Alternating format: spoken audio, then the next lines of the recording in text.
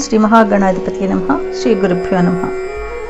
ఆంజనేయ భుజంగ స్తోత్రం. ఈ స్తోత్రం మనకు శంకరాచార్యుల వారిచే అందించబడింది.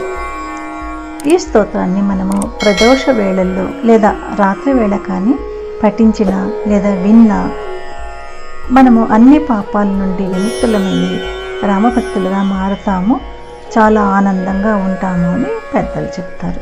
మీరు మొదటిసారిగా నా ఛానల్ చూస్తున్నట్టయితే మీరు సబ్స్క్రైబ్ చేసుకుని అందరికీ షేర్ చేసి సహకరించండి. నా ఛానల్లో ఆల్రెడీ వివిధ స్తోత్రాలు చేసి పెట్టాను. వాటిని విని భగవంతుని కృపకు పాత్రలు కండి, వివిధ రకాల ప్రయోజనాలను పొందండి. Thank you. శ్రీ ఆంజనేయ భుజంగ స్తోత్రం. ప్రసన్నాంగరాగం ప్రభాకాంచనాగం జగద్భీత శౌర్యం తుషారాద్రిధైర్యం తృణీభూతహేతిం రణోద్యద్విభూతిం భజే వాయుపుత్రం పవిత్రాప్తమిత్రం భజే పావనం భావనానిత్యవాసం భజే బాలభానుప్రభాచారుభాసం భజే చంద్రికా కుందమందారహాసం భజే సంతతం రామభూపాలదాసం భజే పావనం భావనానిత్యవాసం భజే బాలభానుప్రభాచారుభాసం భజే చంద్రికా కుందమందారహాసం భజే సంతతం రామభూపాలదాసం భజే లక్ష్మణ ప్రాణరక్షాతిదక్షం భజే తోషితానేకగీర్వాణపక్షం భజే ఘోరసంగ్రామసీమాహతాక్షం భజే రామనామాతి సంప్రాప్తరక్షం కృతాభీలనాదక్షితక్షిప్తపాదం ఘనక్రాంతభృంగం కటిస్థోరుజాంగం వియద్వ్యాప్తకేశం భుజాశ్లేషితాశ్మం జయశ్రీ సమేతం భజే రామదూతం చలద్వాలఘాతం భ్రమచక్రవాళం కఠోరాట్టహాసం ప్రభిన్నాబ్జజాండం మహాసింహనాదాద్విశీర్ణత్రిలోకం భజేదాంజనేయం ప్రభుం వజ్రకాయం రణే భీషణే మేఘనాదే సనాదే సరోషీ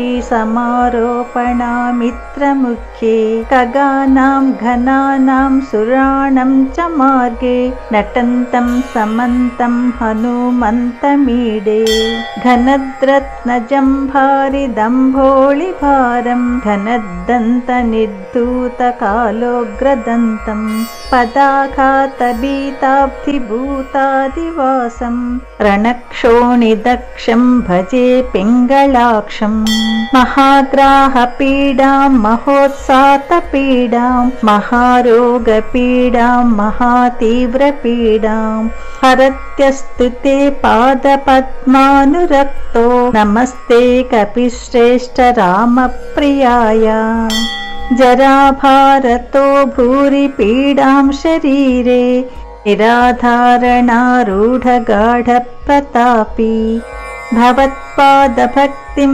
భవద్భక్తిరక్తిం కురు శ్రీ హన్మత్ప్రభో మే దయాళో మహాయోగినో బ్రహ్మరుద్రాదయో వా న జానంతి తత్వం నిజం రాఘవశ్య కథం జాయతే మాదృశే నిత్యమేవ ప్రసీద ప్రభో వానరేంద్రో నమస్తే నమస్తే మహాసత్వవాహాయ తుభ్యం నమస్తే మహావజ్రదేహాయ తుభ్యం నమస్తే పరీభూత సూర్యాయ తుభ్యం నమస్తే కృతామర్త్యకార్యాయ తుభ్యం నమస్తే సదా బ్రహ్మచర్యాయ తుభ్యం నమస్తే సదా వాయుపుత్రాయ తుభ్యం నమస్తే సదా పింగళాక్షాయ తుభ్యం నమస్తే సదా రామభక్తాయ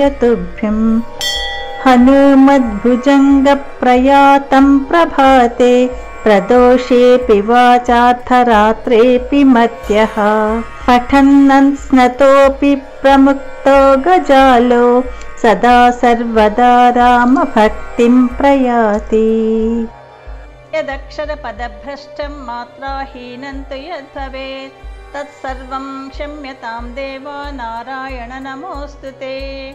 సర్వం శ్రీకృష్ణార్పణమస్తు.